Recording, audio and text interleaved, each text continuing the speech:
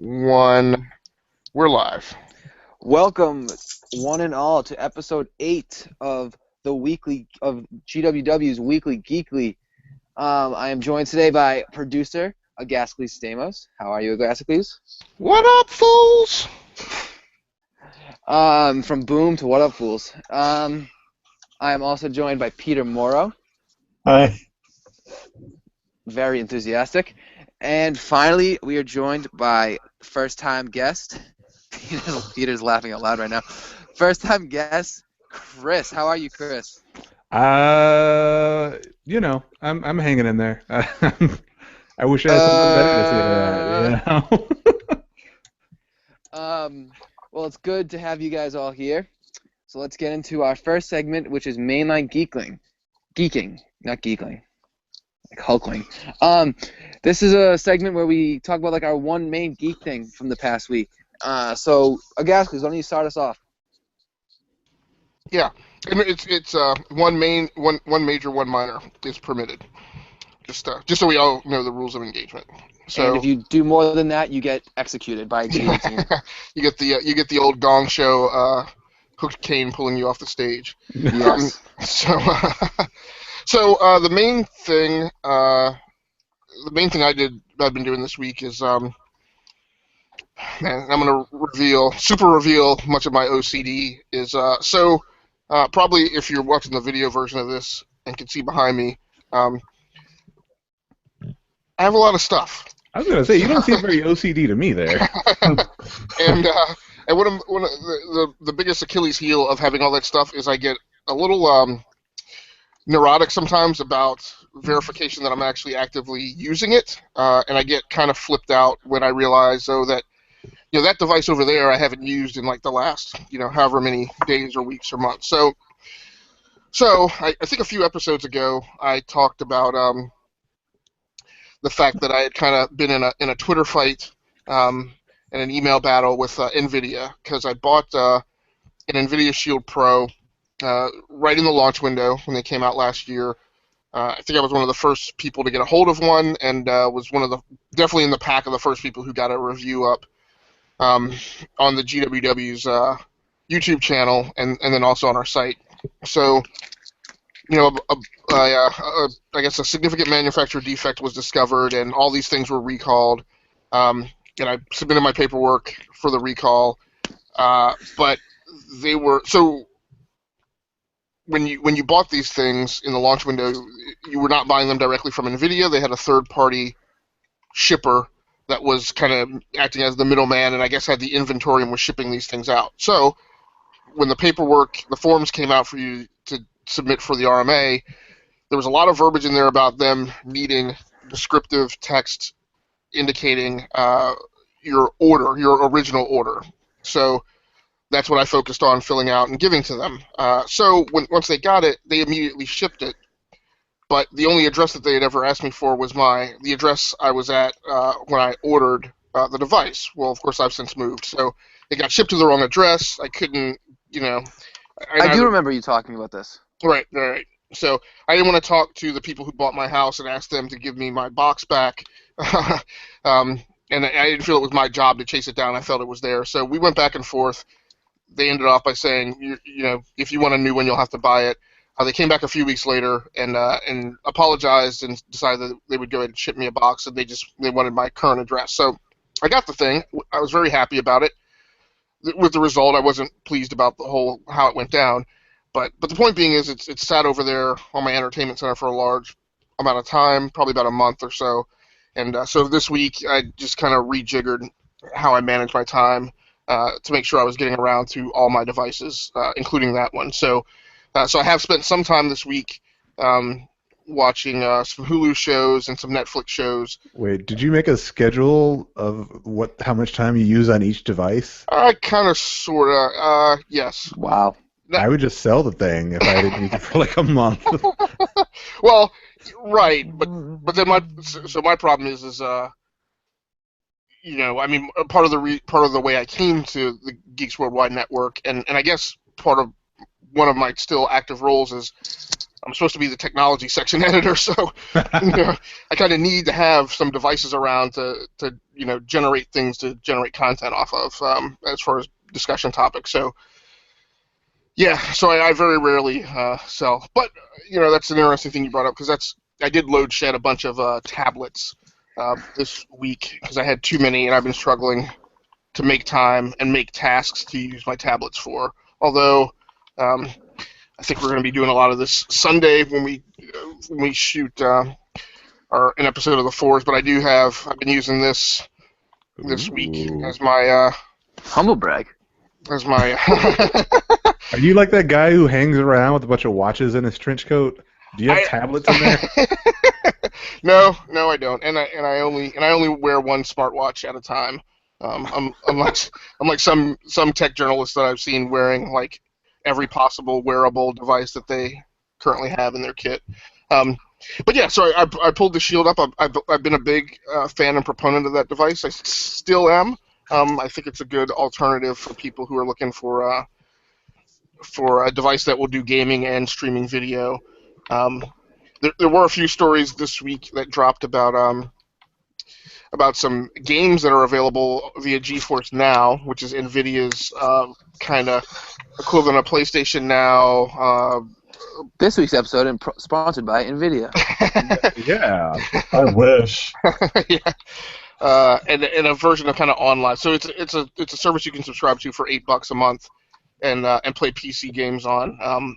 Since that service is gone paid, I don't use it, but I think it's a neat thing that's there if somebody were looking for a device that they could stream PC games to and not bear the cost of maintaining their own high-end gaming PC. I did use the service when it was free, and it was latency was a non-issue. I played Batman Arkham Asylum on it, and it played great. I mean, played just as well as playing it locally. So that's been the major thing I've been into. And I guess I'm going to hold off on the minor thing because I think Matt wants to take me down the roads on that. Yeah. Before we jump into that, we got to leave you with a little cliffhanger here. We'll swing it over to Pete. What have you been doing this week? Well, I've actually been following a news story that we covered I think last week, which the FCC had been proposing a new regulation that would essentially take the the set-top box control out of Comcast, Verizon, DirecTV, and all that, and they actually went ahead and approved that plan. So now it's in a 60-day comment period. All right, this is so they can essentially take out the proprietary part of set-top boxes, so you can make it a market commodity where you just buy one. Exactly, just like your cable modem or your telephone. Yeah. Which kind of makes sense to me. Yeah, and as you mentioned it, because I know you're right, we did talk about this a week or two ago. There was a part of me that suddenly twinged and was like, maybe I am against that. Maybe I'm against the notion of government intervention that forces companies to pull something out of their products that that maintains it not as a commodity, but I do recall, number one, this is the telecom space, but two, now I think it's very analogous to what was done in early 90s, 92, 93-ish maybe, when they made when they made Bob Bell, stop doing crap that, where you used to have to buy your telephone from your telephone company. Not even buy, but rent. Yeah. It made it so you could just walk into Walmart and buy a phone. So, yeah, I'm down with that. All right, Chris, what have you been up to? Man, I say I'm a lot. I'm just telling you that. Yeah, so I saw Deadpool, but I'm not gonna say a whole lot about that. Otherwise, I've been really busy. I read a little bit when I can, but I've been working on my model kits. I build robot model kits, and they take a long-ass time to detail, so I've been doing a lot of that lately. I really enjoy that kind of miniature painting. It helps the carpal tunnel, and it's something I can focus on for hours on end, and just be. I like working with my hands where I can. It's almost meditative, wouldn't you say? Yeah, absolutely. So are these models mobile? Um, well, they're Gundam models Okay. essentially, plus like spaceship models and stuff like that sometimes. Oh, that's cool. That's awesome. But yeah, they're very intricate, hundreds of parts, and I have an airbrush system. I paint them, and Wow. yeah, they have decal sheets, and it's super in depth sometimes. Yeah. I've also been playing GoldenEye again because somebody left their N64 at my house, and it happens to have GoldenEye in it. Oh, I bet that looks awful on a high-def TV. Yeah, I've got on a 50-inch TV, and I'm just squinting at it because it's all blurry. Yeah, I wish we'd gotten you on for the ode to first person shooters episode last week. Oh yeah, that would have been a good one. Yep. I played my Dooms and my Quakes and my Golden Eyes. So let's get into the topic that everyone's been waiting for. Deadpool. Even though we're only going to talk about it for like 3 minutes. What did we all think? I saw it twice this week, and I think it's good, but I think it's overrated a little bit. I could agree with that. That like I liked it a lot, and I'm glad it's getting all the attention and so many people saw it. But it was really the marketing campaign that The marketing was got that money. funnier than almost anything in the movie. Spoilers for Spoilers. Just saying. Just. It it had a couple of moments that were funny, but nothing like everybody in the theater just busts out into laughter. I think Star Wars had a couple of episodes that had a little more effect than that, but I appreciated its very I would say streamlined. That's the word I'm looking for. It was very focused. It didn't worry about, oh, hey, why is Ajax doing like back end deals? Who gives a shit? Yeah. We get it. He's a bad guy. There's some dude. He chokes him. All that stuff. So is it just me, or wasn't there a trailer where Morena Baccarin's character says something about? I've played too many roles. I'm not a damsel in distress. Right. Exactly. And then that was. I mean, I don't think that line was in the movie. It wasn't. Okay. I don't believe it was. Yeah, and her character is copycat in the comic books. So that's that. I mean, that probably has at least. She was in the oxygen thing for a little bit, so maybe like her mutation was unlocked without her knowing. Yeah, I That don't know. could be a sequel idea. It'd be in the sequel. Yeah, it'll be interesting to see if they decide to save it for the sequel or if they are just dropping that storyline entirely. Yeah, maybe. Yeah, I felt like there was a couple scenes that I thought were funnier than some of the marketing stuff, but I felt like, I mean, there wasn't like anything that like fell flat for me. Like I feel like stuff like Ant-Man, there was a couple scenes that fell flat, but there was a couple that were really funny. I thought every scene was funny. I just thought that like it wasn't as funny as I feel like we were promised. Yeah, I can definitely agree with that. There wasn't any scene where I'm like coming out like telling someone, "Oh my God, you have to see Deadpool. Wait for this scene." Like the Captain Deadpool scene's wicked funny. Anything with Dopender was really funny. My favorite scene was when they're getting all the guns, and Deadpool says to Blind Alley, he's like, "There's 140 kilos of cocaine hidden next to the cure for blindness." Yeah, that was a good. And then TJ Miller looks at her and is like, "Want to get fucked up?" That was probably my favorite scene, but I mean, like, it wasn't even like super funny. I think I saw 7.4 as the rating on IGN, and that's probably what I would go with too, right around there. I don't know. I thought it hit everything, all of my expectations. I thought it met with exactly what it promised to be. And as far as the trailer goes, it's very Deadpool to have something in a trailer and then not deal with it in the movie, just to mess with people, So I actually am going to be the dissenter here. I thought it hit on all points, and the theater I was in was cracking up at everything. Yeah, I mentioned. What do you think of Gasly's? Well, so we did like 1 hour 40-minute spoiler cast on the Which I GWW enjoyed. network. Oh, thanks, man. Oh, man, you always choke me up, man, because that's the highest form of appreciation when a co-writer or somebody you work with says something like something you did. So I appreciate that. Um, but yeah, we went into a lot of detail about the movie. I liked it, but the humor bit that you mentioned. So number one, my take on it is it's very one-tone humor. Um, Yeah. and that's fine. Like Peter said, you had to know that going into the movie, and I've coined the movie. Not saying it's anything super original, as it's how Van Wilder became a superhero. It's it's patent Ryan Reynolds humor shtick, right? I mean, that's him. That's what he does, which I like, and I'm glad the movie did well for him. Where I guess where I sit is I thought it was it's kind of like a Army of Darkness, Evil Dead kind of thing, right? It's a movie that I enjoyed seeing. Um, I would not stand in front of a truck and claim that it's a great movie,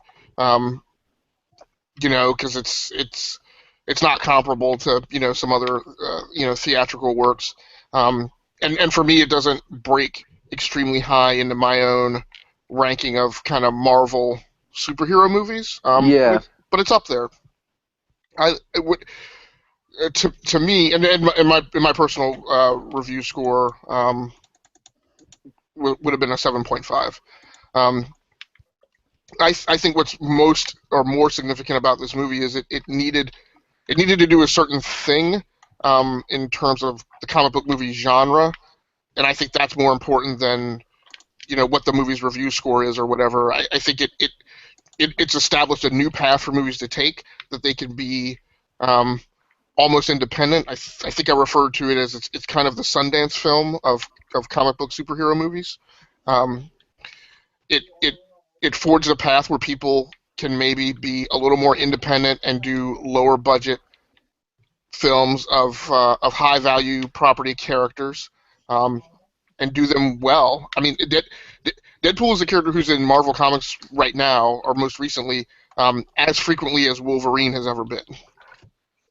And for whatever reason, I can only believe due to their own ineptness and incompetence, Fox has chosen or has not been able to put that character in a big AAA movie with a huge budget and do something well, because they haven't been able to do the same thing with characters who are even more popular.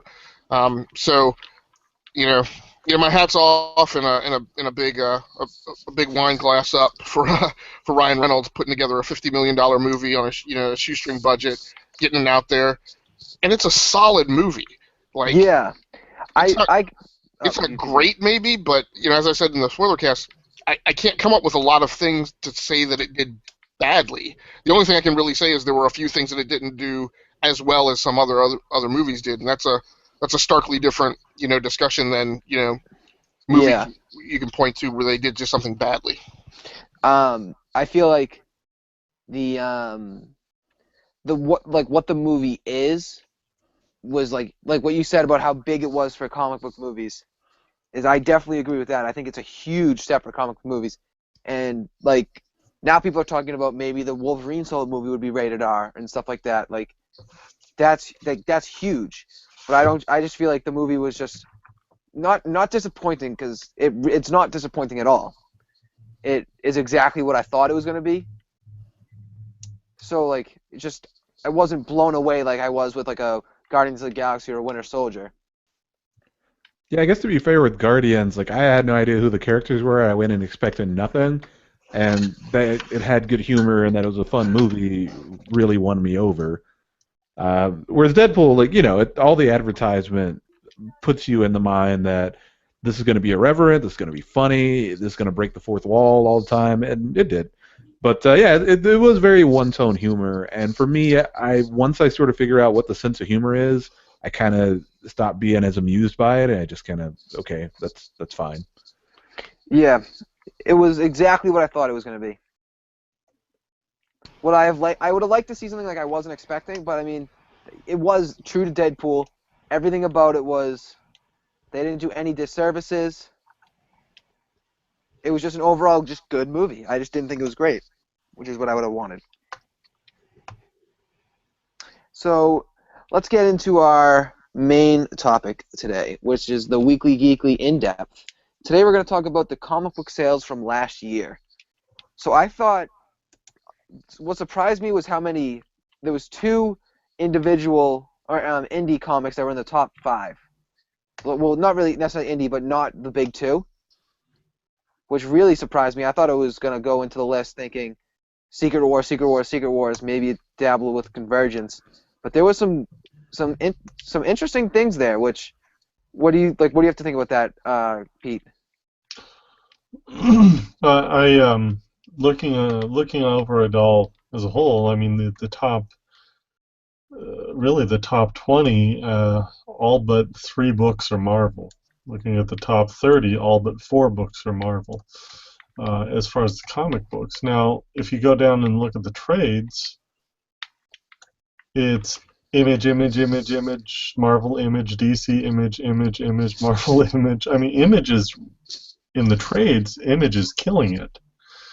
In the comics, individual issues, it looks like Marvel's winning the day, and I find that actually very interesting. Now, I think these are just sales from comic book or store orders. Is that right?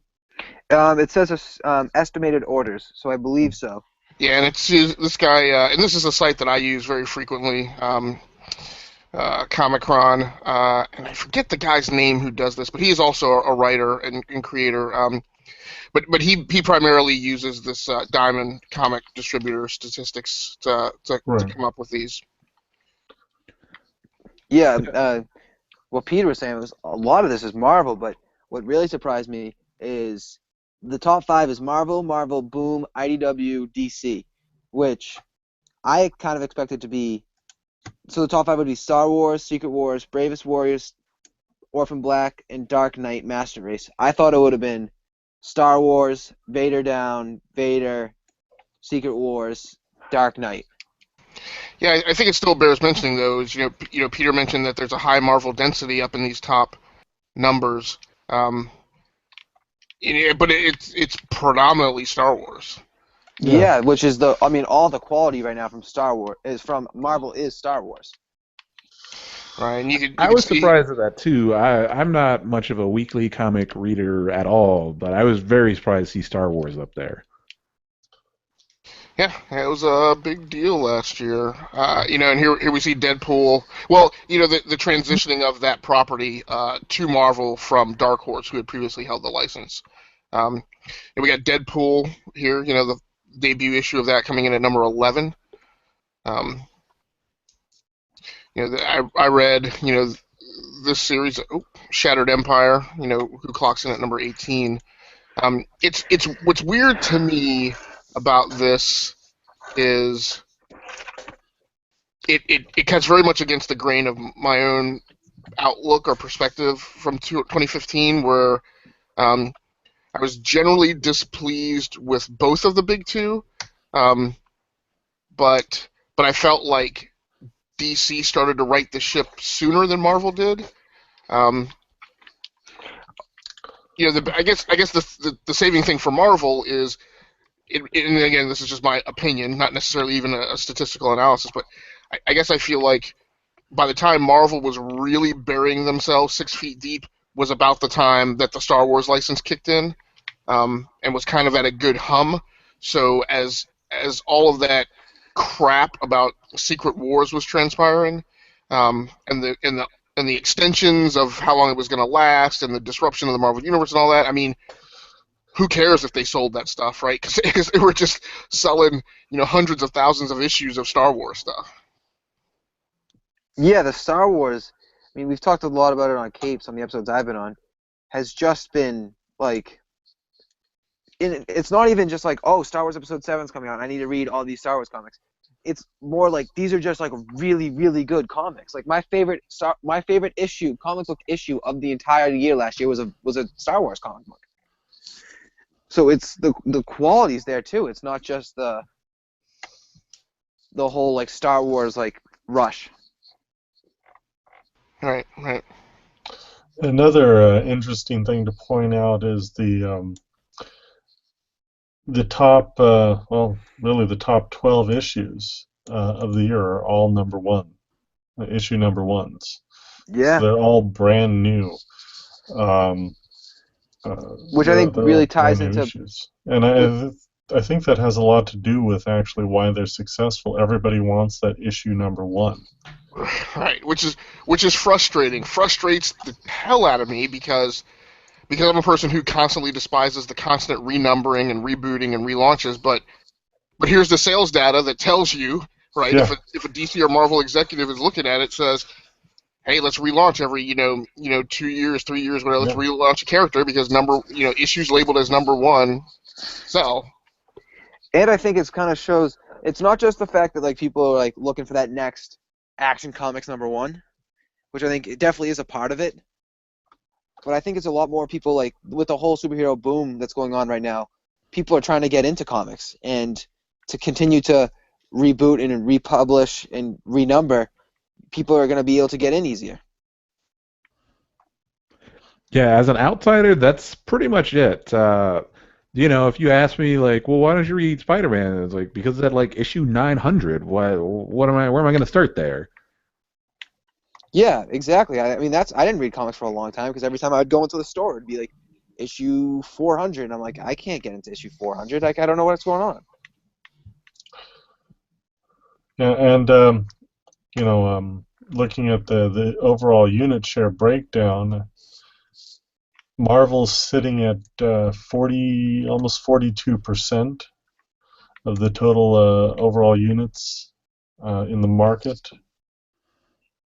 which is insane. DC's around 27%. Image, Dark Horse, IDW. I mean, the rest What do the don't numbers even usually add. look like? Oh, I just find it fascinating. I know. I'm like asking, like, is this like just a big Marvel year in general, or is this just like typical big two numbers like are just that high?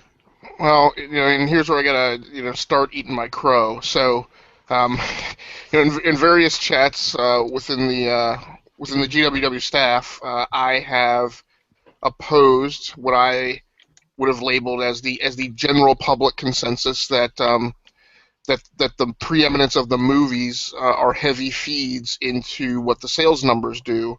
Um, and I might still argue that while it may push numbers that I don't know that the dollars mean a whole lot, but I think this is a case where Marvel having lots of movies in theaters feeds into I would claim an unusual separation in sales numbers between Marvel and DC. Is it And is it unusual like this like? I think the separation is a little larger than the norm. Yeah, and you got to say it's probably Star Wars that really helped that percentage get up there. Oh, it's definitely Star Wars. If you look at if you just look purely based on that list, it's Star Wars, Secret Wars, Spider-Gwen, Star Wars. Right, and then when you talk about the event books in both DC and Marvel, um, I was no larger a fan of Secret Wars Battle World than I was of DC's Convergence and some of the other events that they did. But I will say that I think DC was more guilty of driving its consumers to event exhaustion in the lead up to its event books for 2015 than Marvel had. And so I think that played into how many of their event books, whereas the Marvel Secret Wars Battle World sales numbers are pretty good, DC's event sales numbers aren't that great, and I think it's just because DC had oversaturated the market in the build up through 2014 to get into 2015 with event after event after event. And just to go back to that topic where I needed to eat crow a little bit, and specifically, video game writer Andrew Barton and I have disagreed again on whether or not you need to call the Marvel Civil Wars movie Civil War, with my contention being it's not Civil War. I mean, purely based on the comics, it isn't. It is a Civil War, but it's not the Civil War. Right. And I felt it was different enough that I didn't need it labeled Civil War. Actually, it being labeled Civil War kind of makes me have a negative take on it. But I will say right here, we're looking at trade paperback title sales numbers, and here's the freaking Civil War trade paperback sitting at number 4. Yep. Yeah. With 42,000 units sold. I can only believe that's because it suddenly popped into the zeitgeist because of the movie. Now, at the end of the day, so I miscalculated a number here. They actually say I didn't realize that volume was running at $25 via the outlet, where this guy tracks stuff. So yeah, at the end of the day, this is how big did he say the industry was? Like 539 million? Yeah, 580 million. Those sales of Civil War books account for a solid $1 million. Wow. So that's dollars. So that's, I gotta admit, that's not small beans, right? So. How long ago was Civil War in the comics? 2007. 4? God, I think. 8 years ago. Yeah. Yeah, but there's also telling. the new. Is this like the Mark Millar Civil War? Or is this like the new Civil War that's like what if Civil War Mark continued? Millar. Yeah, this has got to be the original. It is. April 2007. Yeah, the trade of the new one wouldn't have even been on sale long enough to rack up these numbers. That's nuts. Right, and again, I have to tip my hat to Andrew Barton because, that trade didn't clamber up top there because there was some big marketing push by Marvel Comics, or because they just named the movie. Yeah. Going back to the comic books, the number 4 is Orphan Black, which I find really interesting because I always thought it was just a show on the BBC. Yeah, same. I thought it was just a show. Yeah, I didn't realize that they made a comic book tie-in. Oh, it is a tie-in, not a. Yeah, it's a television show. Originally. Well, I don't know if the television show is based off the book. Yeah, I think the other way around. I think what Matt's asking is it a tie-in, or is it its own separate story? Oh, I see. So yeah, and there's a lot of that going around. Like there was I can't remember who does it. Maybe it's Dynamite, but it's one of the tier 2, tier 3 publishers does a Blacklist comic that I read a little bit of last year. So you know how Preacher is becoming a TV show? Yeah. Yep. Do we think we can expect the same sort of bump that we're seeing? Definitely proportionate wise. That we see with Civil War. Obviously, Preacher's not going to sell 1 million books, but $1 million worth of books. But do you think we could see something like that with a Preacher jumping up like that? I would only say if it's a hit show, because with The Walking Dead, I watched the show and then I decided, all right, I guess I'll go read the comics because I'm interested and I want to get ahead and things like that. But I saw the trailer for Preacher. I knew it was a comic, and I was like, maybe if it's good, I'll have the desire to go read it. Yeah. But it's still got to kind of prove itself. Otherwise, it's just. Oh no, that's what I mean. Once the show comes out, do you think we can see that same sort of jump? Because I don't think just seeing the name Preacher, oh, there's a comic book about it, it's not gonna get me to read the book. But if the show's good, I'd probably do the same thing as you, kind of get up to there and be like, oh, I know it's being that guy that's oh, I've read all the Game of Thrones books, I know it's coming. Yeah. Yeah, I can definitely see the impact on trades being akin to what we saw down the list with Convergence. Again, not equivalent to the same numbers, but just in terms of having the impact of more of those trades will probably wind up being sold than would have been otherwise, were there not a TV show or a movie or some other artifact in a different medium. Yeah, it's the reality of comics and sometimes even books in general is marketing. and that if it's a visual medium, well, you kind of ask, like, well, why can't it be a TV show or why can't it be a movie? And only once it's sort of built a name for itself and proven itself, you get the like latecomers who are like, oh, I'll go read it before the movie comes out or before the show comes out, or like I like the show, so I'm going to go read the comic. So It's kind of a marketing problem. I agree with that. So what do we think about what do we think the numbers say about the publishers and the artists and such? It's nice that they're that the first tier 2 publisher who breaks into the top rankings is Boom, who I'm a personal fan of. Boom Comics. I don't know what the hell this comic is. Bravest Warriors, Tales, Hollow Giant. The guy who made Adventure Time, Pendleton Ward, made another show called Bravest Warriors for Cartoon Hangover. It's okay. Like I've watched a couple episodes of it, but so they made a comic of it as well, and it's kind of in his general style. It's got a little bit of sense of humor to it. It's just sort of fun shenanigans. Yeah, so it's neat. It's neat that that kind of scrappy publisher has a book in the top 3. I mean, it's number 3 in total sales for 2015 single issues. That's awesome, and it's nice that IDW is up there. But kind of as Peter mentioned, you go quite some ways down before you see a recurrence of of those tier 2, tier 3 publishers kind of breaking in. It's largely all Marvel and DC, and largely Marvel. So I guess. Yeah, I was gonna say you can't even really say largely DC, because there's one DC book in the top 5. Let me pull the list up real quick. But I know there's one top 5. Where is the list? Here we go. This always brings up a question for me around. So nowadays, because publishing has such tight margins, really the only way to break in is to have a following already. So with Bravest Warriors, Pendleton Ward already had a following from Adventure Time. That's how I found out about it. That's why I read it in the first place. Obviously, Star Wars, I don't even say anything about that.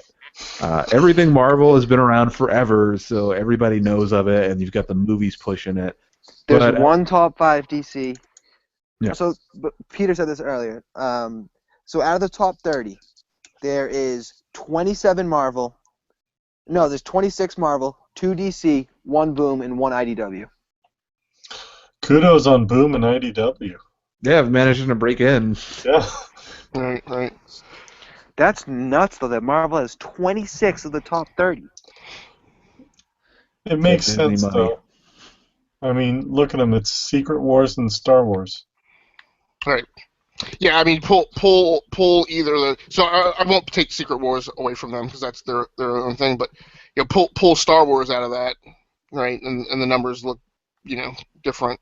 I will also say it's not necessarily an indicator of quality because I thought. Oh, it's definitely not. I thought Star Wars Lando was highly mediocre. I love Lando, but that was just and number 21, and here it sits at number 21. I could definitely pick a DC book off, anywhere out of my stack that I would put up against that single issue. But it got the numbers because it's Star Wars, and it's kind of quirky, neat that they would do a Lando Calrissian series. So a lot of people tuned into that first issue to see what it was going to be about. I get that.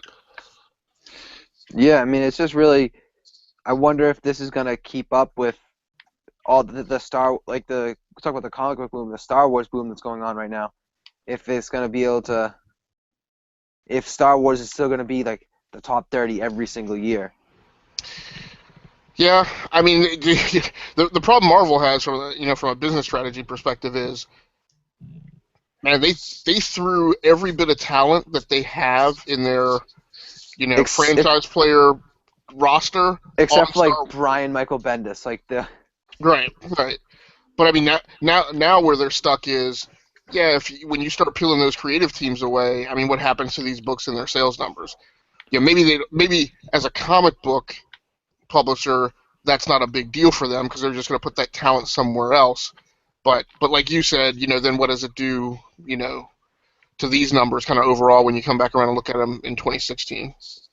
Yeah. I think there will be so I think it'll be sort of a bell curve where whenever a new Star Wars movie comes out, there's probably going to be a bigger push because everything's canon now, and there's lots of tie-in stuff around the movies, in comic form and novel form. But after a little while, like your sort of, I guess you'd call them fair weather type people are going to drop off and say, all right, well, when another one comes out, I'll read the tie-ins for that. Yeah. I do find it interesting that we're only looking at essentially trade and graphic novels sold to comic book shops. These are really just distribution numbers. These aren't actual, Yeah, you sales know, numbers, sales numbers, which we and probably should have specified at the beginning. they also don't include digital. And I'd be curious to know how that changes the statistics. Perhaps more Yeah. people read DC digitally. I know I do. I don't know if it would make a whole lot of difference, but it would be interesting to see how these numbers stack up when you include, the Marvel Unlimited app, the DC app, the Mhm. Comixology, the Comics Fix. Yeah, and of course the problem with those, and the reason this site goes with the Diamond comic distributors is because those numbers, he can get to those. Yeah. The digital numbers are buried so deep between Oh, so many God, business yeah. players. I mean, you had Amazon buy Comixology last year. I mean, that just that would Yeah. be a freaking statistical nightmare to try and get a hold of those numbers and then wade through them and try and interpret what they really mean. But yeah, I get it. We're definitely taking the leap and making the assumption that these numbers are indicative of what went on via all other purchasing channels. Speaking of purchasing channels, isn't there news about Walmart making a graphic novel section, and why that's kind of not a great thing because of the way Walmart is? What I guess what I would be kind of curious about is because so much of Walmart's content is so conservative. As you know, they won't sell an MA rated video game in Walmart. Yeah. I'd be very curious to see what the constraints are on what types of graphic novels they're allowed to put. Well, in my mind, they're most obviously aiming for the teenage girls mostly because they read like manga and like graphic novels a lot. And in my mind, that's gonna be their primary demographic. Like, you or I would just go to a comic shop to get something, or maybe Barnes and Noble. But they're also aiming for the parents who are in Walmart and they see like, oh, my kid would like that book, or yeah, my kid wanted that book. Here's a cheap, probably damaged version of it.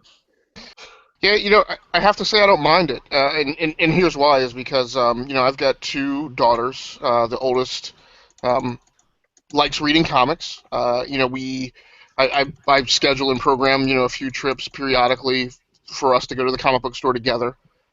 Um, but the problem is once I get in the comic book store, uh, it's it's very difficult to find content that I can feel comfortable that she can read without like pre-screening it and like reading it page by page, which is just look. I want her to enjoy comics, but I'm not ready to invest that much effort into like Yeah. reading the comics that I want her to read before I let her read them. I just Yeah. want something.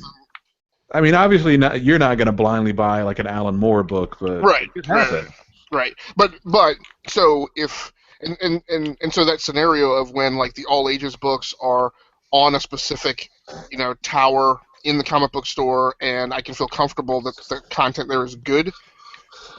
That's so catch as catch can, store by store. So if Walmart goes that route and has like a selection of 50 different graphic novels that, Abigail and the Snowman and some other stuff that's on the shelf that I can feel comfortable I can go in there and buy um, without pre-screening it, that works for me in my personal use case.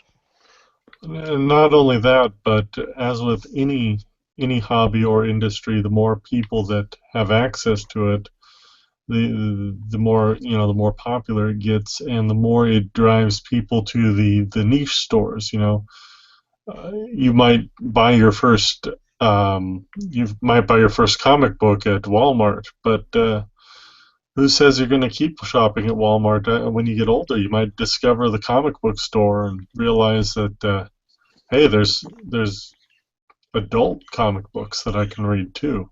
Yeah, I I just actually think it's a agree good with thing. that. I'm not opposed to them being in there.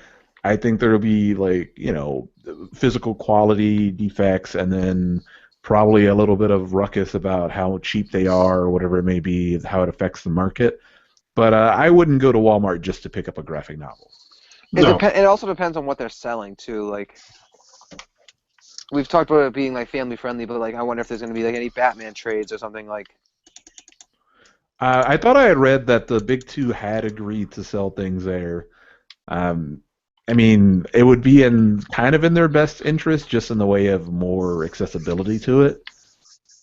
Yeah, Yeah. I think they'll definitely do it. Like I said, I suspect that there'll be some constraints on what they.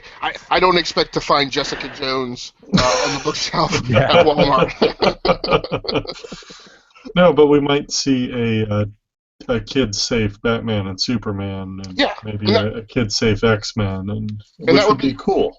absolutely an all ages Superman Batman like book. It would be awesome because my daughter knows these characters because she sees me reading them. She sees them, on my wallpaper. Um, but I can't expose her to a lot of the content because I can't. I mean, heck, even a Superman book, I can't really flip through that. 23 somewhere in those 23 pages, there's something that I don't want her to see. How old Uh, are your kids? they're young. They're younger than preschool age. Oh, I thought they were like 10 years old. I was like No, no, they no, can. no, no. By the way, while we're on that topic, and I don't mind being judgmental in this case because I said it on the other podcast, preschool age kids at Deadpool, not okay. Yeah, Not not okay. cool. No. No, not cool. And that was present in the theater that I went to. Yeah, there were at least like 10 kids in the one I went to, and they're like 9 or 10 at the oldest. I was like, yeah, come on. Yeah, even 9 and 10, like. And look, I get it. I mean, parents are busy. It gets tough. Sometimes you don't have a support network in place. Maybe taking your kid to the theater was the only way that you were going to see the movie. I got to tell you, movies are great. It's fun living in this time. You can wait. Yeah, you can see it on Netflix after the kids are asleep. Yes, granted, 3 or 4 months after the fact, and you don't get to be part of the conversation. But Yeah, I would argue too that the number of the ones I saw were probably driven by the kids to go. okay, The kids okay, like, I want to go see Deadpool. Okay. right. Yeah, like a big thing with my family is like I didn't see Straight Outta Compton with my dad. And me and my dad both love movies, but like there are just some things we just don't see together. And I was like when he's like, "What are you doing today?" I was like, "Oh, I'm going to see Deadpool." And he's like, "Oh, you going to see a movie without me?" I was like, "This is not a movie that we should go see together." And I'm 17. I'm like, this is just isn't a film we should see together. It's like take my cousin, take someone else. Like I think you're gonna really enjoy it, but this just isn't a movie that me and you should watch. You know what? I saw Wolf of Wall Street with my older sister, and I was just like, all right, that's cool. That's That blowing, was sorting that some coke out of orifices and whatnot. that was one of the things. Like he's like, you really should see Wolf of Wall Street. I was like, okay, when do you want to watch it? He's like, you really should watch Wolf of Wall Street alone. Yeah. Yep. He's like, it's a fantastic film, but he's like, I can't like watch it with you. So awesome conversation, man. But do you want to roll on and talk about some news? Let's get right into the news. So, Fox has ordered a Lethal Weapon pilot. I mean, I've never seen the movie, so this is really more for you guys. And Well, you did just date yourself, and I was like, oh, that explains a lot. I was young when that movie came out anyway. Like, I saw it on freaking VHS, most likely. Yeah. But that's, I don't know. I probably won't watch it just because, I don't know. It's just a Lethal Weapon TV series. They kind of already did it, like 3 movies. I'm good.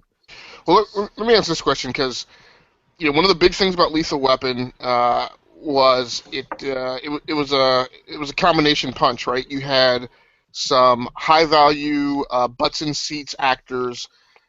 You added butts and seats type guest stars as the franchise moved on. it took me a second to like understand what butts and seats was. Right. You throw, you already have a pretty good tag team in there with Gibson and Glover, and then you throw, Chris Rock in there, which just gets you more people in the theater. You mean Chris Tucker? No. Chris Rock. Oh, Chris Rock was in that. Yeah. The third one. Yeah. Right? Yeah, yeah. Was Chris Tucker in those movies, or am I No, making he was that in up? Rush No, Hour. that's Rush Hour. Jackie Chan. Wrong race for the partner. Which There is a Rush Hour TV show coming out. Yeah. Great. So, but my point is that but the 1-2 punch was pretty marketable actors in a pretty ultra-violent movie franchise. It kind of was. So my question is does this show work on TV? Well, hey, You're not going to be able to do the ultra-violence? I'm also going to say that Mel Gibson isn't quite the marketable actor he used to be. No, he's not. Man can tell as stories, seen though. in Fury Road, he's not really the guy you can put in there anymore. Which is to say, they replaced him. Well, Danny Glover is literally too old for this shit. So Yeah, but see, they could. Well, maybe not on Fox, but on like a cable network with an MA rating, they could say shit. So you could say it. Right, and I'm actually kind of surprised that this isn't the way that thing's going. I'm very surprised that this is a Lethal Weapon that's coming to network TV and that it's not. I think it might work great as an HBO show or a Showtime show or Stars. Hell, even Even TBS FX. maybe. yeah. Or FX. FX. I'm pretty sure I watched the episode of that OJ show where someone said "fuck." Well, it's a cable show. I think it's a pure cable show. Yeah, FX, Okay. but they usually stick to the TVMA rating where like They they'll do. bleep things. Yeah.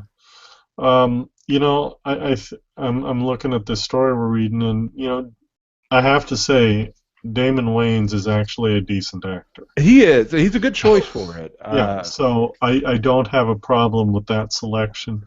Is it going to be successful? Will we ever actually see the series or pilot? I don't know, but it looks like they're at least selecting some people who can act. And Lethal Weapon had the ultra violence, but it also had. I mean, there was this real emotional scene where Riggs is essentially crying to Murtaugh, telling him about how he's got a bullet with his name written on it that he thinks about putting in his skull every morning and every night. And it has that dramatic, emotional aspect, along with some, pretty good one-liners. So I think this could work. It's been revoked. Yeah. Oh boy, that's a good one. But I think it could really work as a buddy cop show. They're going to have to tone down the violence for network television, and I don't think it's going to be Lethal Weapon necessarily, but I think it'll be a good successor. All right, what's up next, Matt? Next we have. One second as I pull it up. A story near and dear to my heart. Apple is getting into original programming with Dr. Dre and everyone's favorite orgy. Actually, I have a funny story about that, but I won't tell it. You have a funny story about an orgy? Yes. Or Dr. Dre. Or both? It can be both. Could be both. I definitely want to hear about this. I'm more interested about this story than I am about this news story. So what do you, Pete, I think this is what you said you wanted to talk about. Correct or incorrect? No, they were actually. That's a miscue on your producer's part. There is actually now, when we revised the agenda just before the show, there's 2 Apple stories in a row, or Apple-centric stories, and I grabbed the other one to put on the screen share. So this is the one Peter was up on, but it sounds like Chris is up on this one. Yeah, Dr. Dre thinks he's fancy with his mansion and his orgies in his mansion. I'd just do it in a regular-ass house. But anyway, I like this article because they bring up Caligula, which nobody really brings up anymore for good reason. Yeah, kids, go watch Caligula and you'll see it. That's right.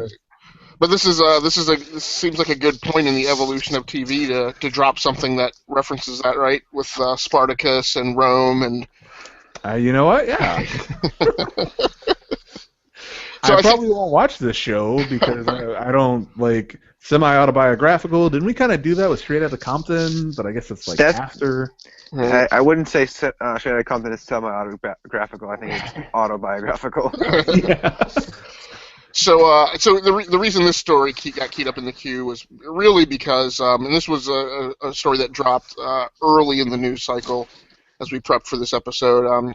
This is really about Apple getting into the business of setting up its own content, which I assume it will distribute only via iOS devices and specifically Apple TV, which isn't per se an iOS device, but it's Apple product. yeah. So the interesting thing, and I'll try not to go into too much detail, but one of the things I was thinking about talking about in the in the in the mainline geeking section was, I've struggled this week and finally made some decisions about what I was going to do with certain content that is only available via that individual network's website. And this trend that we're starting to see we can see it coming, it's definitely coming, that various networks are going to start pulling their content from internet distribution channels and put them behind paywalls that are specific to the network. So, the CW is definitely mounting up and heading in a direction of pulling all of its shows because of their ginormous popularity, right? I mean, I could almost say that our own television podcast, Scene and Nerd, is almost entirely propelled forward by CW network programming. But of taking Arrow, The Flash, Legends of Tomorrow, and making a subscription tier CW access service. CBS has CBS All Access now. NBC pulled the blacklist off Hulu, and now you can only get that via NBC.com. So Apple is wading into that space where it will have its own network programming.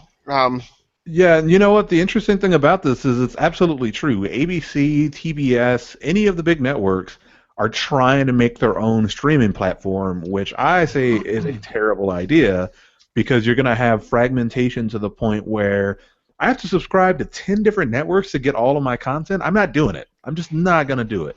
Right. Netflix is great and all, right. and that's where I would go by default. And Hulu is actually owned by NBC, Fox, and ABC, right. as it is. They all have a big share in it, so they already kind of have their own platform, Yeah. Except they're infighting amongst themselves, as like I said, NBC has pulled its own content from its own, business venture that they partnered with other networks to do to keep it to themselves. So, I mean, this is a bit off topic from this news story, but the decision I came to today is that, kind of like you said, Chris, I'm not doing it, and I'm fervently not doing it. Like, I love Supergirl. I've been on that show from the very beginning. I was one of the few champions of that show. Encouraging people to give it a chance and let them get through but I'm not doing it. I'm dropping the show, and here's the deal. Networks, if you take your crap and you put it behind your own paywall, like Chris said, I'm not subscribing to 10 different services. I will stop watching the show. And in addition to that, I'm also not paying for a season pass for it via iTunes or Amazon or whatever. If you're engaged in some of your content being on Hulu, I'm just not going to pay you more money to gain access to a vertical slice of your content. I'm like, make a freaking decision. Put it in a common marketplace where we can get access to it via one fee. Because what I'm definitely not going to support is I'm definitely not going to support the transposition of the current cable TV model from broadcast network television into the internet space, and that seems like what they're gearing up to try and do. That really is what they're trying to do, and so I recently talked to some people from TBS and ABC and even Comedy Central, and essentially what they're trying to do is they're trying to make exclusive content for these online platforms to, have a draw to it. So instead of like yanking Blacklist or Supergirl, they launch a new series or a new set of series on this that, hey, like a Netflix original, basically. Basically, but on each of their individual networks that they've all individually decided they're going to make now. And it's probably going to backfire because, I tolerate a lot of things. I'm more technical than the common person. But I think the common person is just going to be like, hey, man, I just want to go to one place to watch things, and that's it. I don't, why do I have to pay you $10 and then pay FX $10 and TBS to watch my one show on each network? Yeah, and to have different freaking usernames and passwords. It's, Yep. To be fair, so though, they may just tie it to Google or Facebook login because single sign-on is the thing. If I could offer an alternative, though, I mean, we essentially have that with cable and satellite right now. which I also don't do, and I cut the cord 4 years Yeah. ago, exactly because of the same type of behavior. So with But cable and we have, satellite, you pay for a package and you get a set of channels. It's only slightly better. it's the same with cable, though. You pay for a package and you get a selection of channels. Right. Yeah. With content piggybacked on that you don't work. I agree with you. I'm sorry. Yeah. I didn't want to interrupt you. I just wanted to modulate, kind of. Yeah, and I know that certain networks like ESPN and HBO for a while were actually kind of afraid of pissing off their cable and satellite partners because they wanted to set up their own streaming services that you could just subscribe to, and they didn't want to lose their big income. I mean, ESPN makes a ton of money off the cable companies. Right. Well, and the extensibility of ESPN is that they make that money, because they're ESPN. They also make the money because they're. I mean, it's kind of like what do I want to say. It's kind of like a college where your athletic program is essentially funded by your football team. Yeah. It's the money that the money that distributor is able to charge because they have ESPN. Goes a large way towards funding like the frickin' Food Network and cooking shows and things that don't bring in big money. Not that ESPN is suffering because they're also a part of Disney. Yeah, no, they're not suffering. Right. But I mean, if as we see companies pulling out of the one stops like Netflix, Hulu, even Amazon, and as we see the cable and satellite service providers keep getting less and less subscribers, I think we're going to see this move to individual apps at least for a while. Yep, and I am going to continue. I mean, as we do that, I made the decision today. I'm wired into the model where I'm only going to watch your stuff if it's on Amazon Prime, Hulu, or Netflix. Yeah, I think what will probably happen is there will be some sort of aggregator who comes along and says, hey, you pay one fee, you get a subscription to these 10 channels, which is essentially what cable does, but on the internet. Yeah, it'll be interesting to see if Sling TV winds up becoming the big player on that, and that would be wouldn't that be a great story for them? I mean, a company that came out with like a model of what they were doing, which was all hardware based, and involved not having really any content or even being a content pipe, but just providing a hardware device to. I mean, if they do catapult to become that content aggregator. What a big deal for them to be the company they were to transform into something like that. I would agree. Yeah, so, my main point is just that the network fragmentation that'll happen from this push will more than likely be harmful because even Overstock wanted to have its own streaming service, so that Yahoo, everybody wants it. Yeah, it'll be, and I'm trying to move us on to the next story too, Matt. But I will say it'll be interesting to see if Fox or CBS pulls the power play by taking their football coverage and coupling with that and making that the only way that you can access that content online. Yep. That would be a bold move. They could do it. So let's talk. This is the story that Peter wanted to talk about. Apple saying no emphatically to the FBI. Pete, break it down. All right, so I've had a lot of. And tread carefully. I hope you and I are in sync on this. I'm going to tread very carefully because my opinions are my own. Your opinions are your own, and we can argue till we're blue in the face and. It's fine though, but I mean, when you get right down to it, through use of a very obscure and old law, the FBI, Justice Department, and the what is it, the Circuit Court? Yep. In California are essentially ordering Apple to create a one-time use, in this specific case, a one-time use Backdoor. OS update for that particular 5C that they're looking for, which will open up a back door that will allow the FBI, without Apple's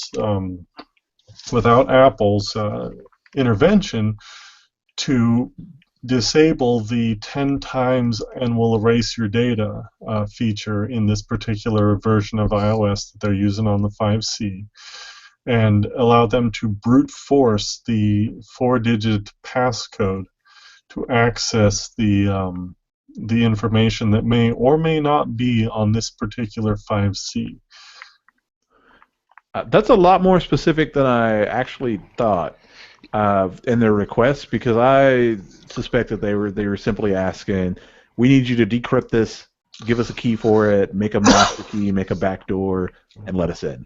Yeah, and it's first of all, Pete, I appreciate so much the way you're articulating that. When I said tread carefully, I apologize. I did not mean make sure that what you say agrees with what I say. What I meant was, the careful tread in this case is that, and what's hacking me off about it is that what has been requested and what is in discussion needs to be articulated very carefully, because I will definitely accuse other media outlets of, and in some cases Apple themselves, of presenting it inaccurately, and allowing a lot of kind of irresponsible momentum to be gained by people who are taking this thing and running with it. So I very much appreciate the way you exemplified it. Yeah, no, I didn't think that was a threat. So I'm glad you did explain it completely out in detail, because just like you said, the outlets that I saw it on were just like, they want a backdoor, they want them to crack the passcode and give them unprecedented access into their system and their phone. And obviously this sets the precedence that they could request this elsewhere, but the very, very specific nature of it, and I work in IT, it makes a little more sense. Right. Now here's the fun part. So a lot of people, including some lawyers that may or may not be attached to this particular case, are stating that Apple actually helped the court draft the order. Now here's what I suspect. Now Apple wants to set a precedent. So does the FBI and Justice Department. They want to set precedents. They want this to be answered. Does the federal government have the right to ask a private company to devote resources into breaking their own security for the purpose of a criminal investigation or national security? And the reason I think that Apple had a hand in writing this particular order is because it is very specific. Yep. And even if they lose, they still win. As a court order should be. The burden of the burden of compliance on the court to issue a court order like this would be and should be similar to enacting a law. It should satisfy the needs for defensibility. It should satisfy the needs of ensuring that the power being granted, our whole checks and balances system here in the United States, that the power being granted is very focused and not overly broad. Yeah. Now, already there are members of Congress that are working to enact a law to make what Apple is doing illegal, saying that they don't have the right to challenge in court a court order. Okay, I see what you're saying. So it'll be interesting to see this. Now, the Microsoft, Google, Twitter, Facebook, and a host of other internet companies have all come out with letters of support or tweets of support for this case, where they may not be saying specifically Apple, like in the case of Google, but they're saying that this sort of precedent needs to be established. What are our responsibilities as companies, and what can the government not ask us to do? Which is interesting coming from Facebook and Google, because I'm pretty sure they've complied in the past with giving up the data that's requested from the government. And They also have to. yeah, I'm pretty sure though if Apple wins and they don't have to comply, that's like Facebook's like, oh, we thought we had to, like, but if we don't have to, that's great. Well, here's what I think that's interesting about Apple saying this. This is the company who has had 2 major security breaches of personal information in the last 5 years. So there was the Matt Honan hack, and I use hack in quotation marks. I don't necessarily attribute that to Apple. However, it was an event that occurred where their systems were traversed to gain access to somebody's data, with the end result being copious amounts of that person's data were deleted. Right? So that's one. The second thing was the fappening. yep. And that was a security compromise, not directly of Apple's systems, as far as I understand it. It was within Social engineering, yeah. I think that one was actually a compromise of AWS. So I it very was much enjoyed that one. it was a mass I bet you did. it was a mass hoovering of data that was at rest within the Amazon Web Services, because that is part of the back end of iCloud. So here's my thing. So there's those 2 things. I also find it a surprising stance to be taken by the company who, maybe not directly, but didn't stand up and speak out when the San Bernardino Police Department raided the apartment of a blogger who worked for Gizmodo.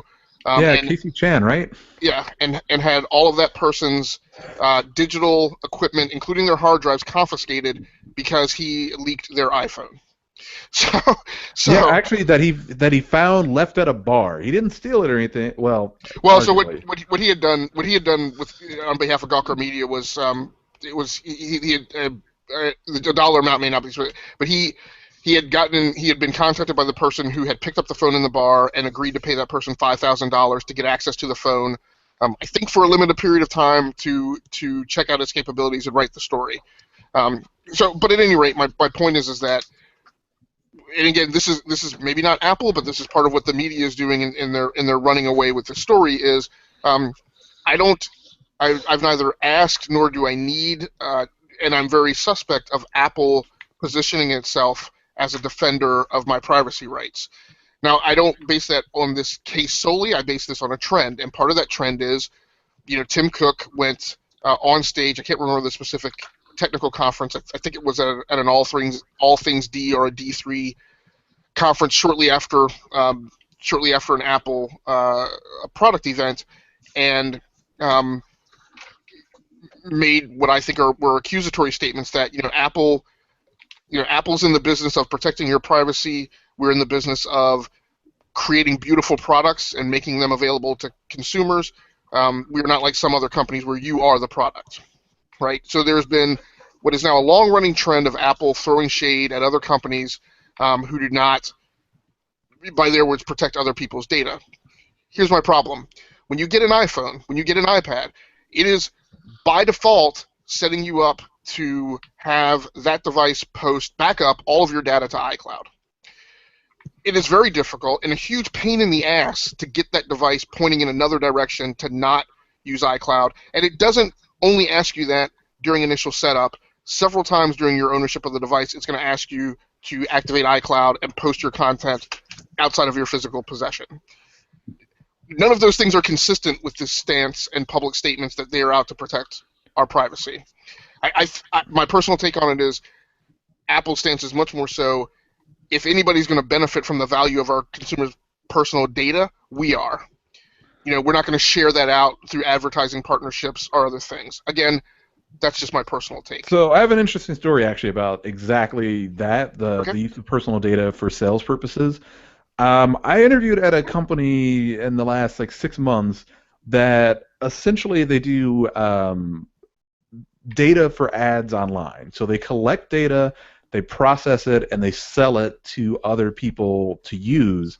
But they also write the software to compare this and sort of generate the interest. So the way they explained it to me, and they were very much like, somebody's got to do it. This isn't like a moral thing. You got to be kind of gray about it. Essentially, legally, they can sell your information as long as they hash out your email address and name with basically just an MD5 hash, which isn't super. It's not hard. It's not like very secure. But that's the only legal definition is they just have to hash that data and then they can sell it around, pass it around, and their goal is to set it up to where like those loyalty cards you get at the store, those they give them to you for a reason. It's because they can track all the purchases that you made, hash out your information, and then send it in. And so they know, and they're working on cameras and stuff to recognize your face as you walk in, and they can target ads when you go home, like, hey, you walked into Macy's, but you didn't buy anything because you didn't use your loyalty card. All right, well, here's some ads for Macy's for like jewelry or whatever it may be. And they're trying to really get it to where it's an end-to-end scenario where like they advertise to you, they get you to click on it, they get you to buy it, and all this through like metadata that's passed around behind the scenes. So that's pretty much where all these companies are going. Facebook obviously pretty openly, advertises to you and uses the data on your Facebook to advertise to you. And that's about the only way they make money is they have entire teams of these big vendors come in and integrate with them to make these ads. Anyway, that's a whole rambling technical point.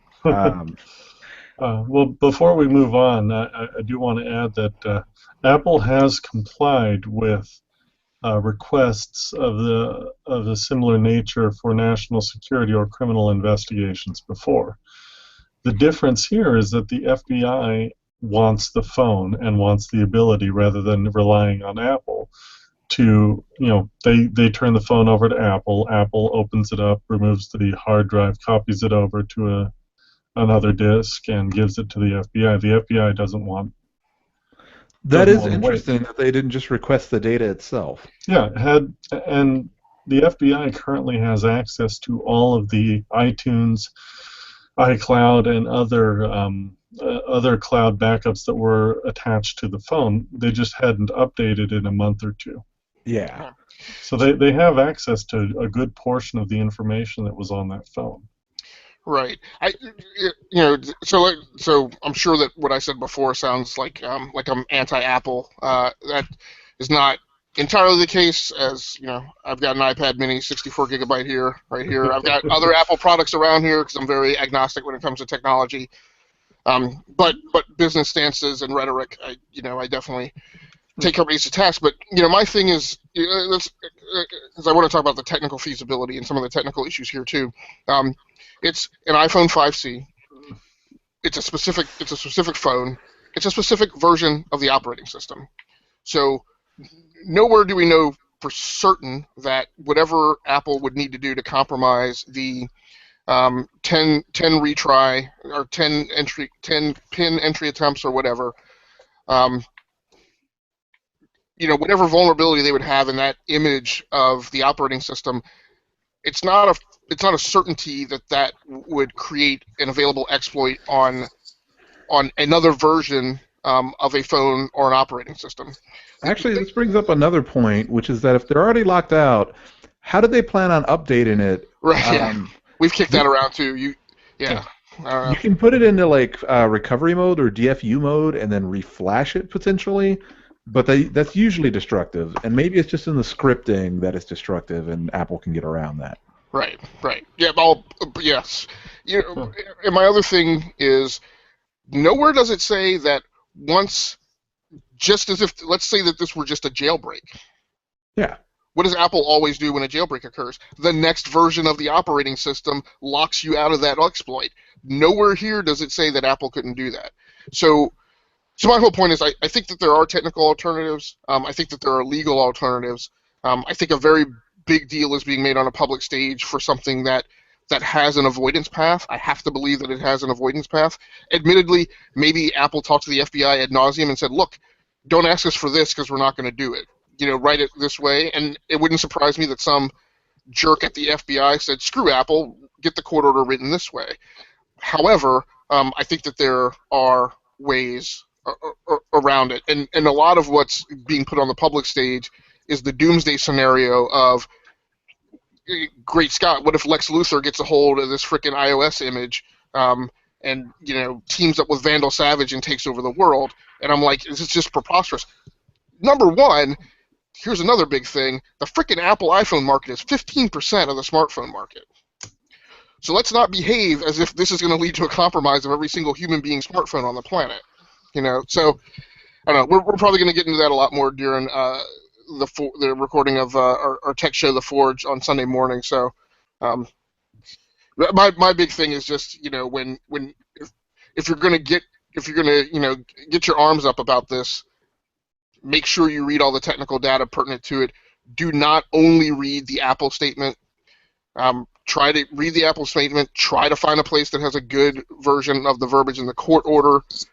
And try and as much as you can, try and read an unbiased outlet. I realize that's probably an impossibility, but yeah. I think one of the bigger other arguments that is usually on anybody's mind when this comes up is the NSA can have a slippery slope of what they deem as like criminal or why they would be cracking into this, and the wiretapping thing will always come up. That's like, well, if they get access to your data, they could just decide to screen through it and look for something. Right. And what I've said to people, my wife included, we were having this conversation before, is they have to have physical access to your phone. I don't know how they would distribute it. So, again, they have to have physical access to your phone. I don't see them being able to put this somewhere and push it remotely to phones. If they have physical possession of your phone, and I realize this is a probably conservative... I can give you a scenario, actually, where they could do it without physical access. Okay. So a lot of iPhones have auto-update on. All they really do is check in with an Apple-verified server that has a proper SSL key or something like that, if even that. And they check versions and they agree to download it. All you need to do is do a man-in-the-middle attack, spoof, as the Apple server, have the right keys in place to where it'll agree with it, and just send an update down. And I mean that's Right. something the NSA could do easily. Right. Okay. So they push it remotely to your phone. It has to load an entirely. It's not an update. Right? I mean, it's a whole new image of the operating system. Yeah, Apple does whole images. They don't do just like, here's a patch. Right. So I don't know. I think it's, to me, it seems very difficult. If I accept the fact that it can be done, it's still difficult for me to imagine it being done on a wide scale and becoming a hoovering or harvesting event. I definitely don't think wide scale. I think it comes into play on possibly smaller criminal cases where, like, the local police departments, like, investigations people spoof it out and get your phone updated and then start digging into your data without a warrant. Something along those lines. I think that's the real fear, is just this no warrant. They're kind of tapping into your data. They're looking for something to get you on. Yep. Again, it's all about this use of the All Writs Act of 1798 when you get right down to it. And they're looking, I really do believe that both parties here are looking for a clear precedent to be established in a high court. And Apple, I think, is betting on this one going all the way up. Yep. And again, now I will put on a slightly anti-Apple hat just to make a statement, because people are going to accuse me of it anyway. I think that benefits Apple's case. I think what they want to do is they want to be seen with a competitive advantage as the company who's out to protect your privacy data. Agreed. As a competitive edge against Google, who is is the cardholder they need to dislodge if they want to gain more than that 15 to 70% of market. That of course, Google is very upfront that they are collecting your data. So. Right. Yeah. Exactly. Hey, you guys keep. I got to step away for a second. Keep talking though. All right. I think we're actually closing in on like nearly 2 hours. So Yeah, we've been talking we've a been lot. rambling on. I think it's because Chris is here. I do Yay. that. I do Um, that. so let's wrap it up here, boys. We had more to talk about, but just kind of went really in depth on everything, which is good. It's better to have quantity over quality. I mean, no, Well, quality over quantity. let's just hit the beats real quick. Just to hit them real quick. There's some information about the Rebirth event coming up in the DC universe. Looks like they're going to be starting with brand new first issues for most of their books. So we'll probably see a big kick in DC. Yeah, those DC books will jump right back up to the top of that list. Yeah. The Dark Tower has cast Abby Lee as Tiriana for fans of the Stephen King book. Did they ever cast the main character for that? I never read the books, but I've been kind of paying attention to this. Matthew McConaughey will star as the villain. William Paddock, the Man in Black, and looks like Idris Elba's rumored for the lead role. Oh, Ooh. nice. Yeah. Interesting. Then we have the London Has Fallen clip. This is the I can never remember what they're called, the Red Band clip, and it's not a trailer, but it seems to be an actual clip of the movie. It's full of action, and it looks like it could be a lot of fun. I don't know if you have to see Olympus Has Fallen to understand the nuances in this movie. But you know what? White House Down and Olympus Has Fallen, I confused those so much when they came out. And so with this one, I was like, wait, is this the sequel to White House Down? What's going on Right, here? but I you love know, White House Down. Yeah, It's not a I good have to movie, but say- it's just entertaining.